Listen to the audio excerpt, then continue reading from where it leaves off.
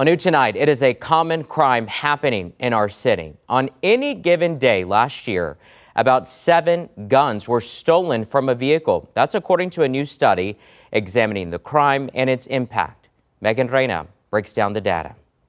This was an issue that needed to be tackled. The numbers speak for themselves. In 2024, there were nearly 2,500 guns stolen from vehicles, reported to SAPD. It was truly shocking. 7 guns a day are stolen from vehicles in the city. Easily, even over the past 5 years, that's probably well over 10,000 firearms stolen from lawful gun owners and transmitted into legal markets where they could be used for all sorts of violent crime. Professor Alex Testa from UT Health Houston has been conducting this study over the last 3 years here in San Antonio. The most thefts occurred at a business Testa wasn't expecting.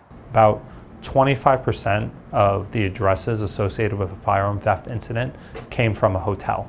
About 19% came from shopping or retail centers. Testa says some of the hot spots include the Rim, the shops at La Cantera, North Star Mall, and the Alamo Ranch neighborhood. In fact, 16% of the thefts happened in a residential neighborhood.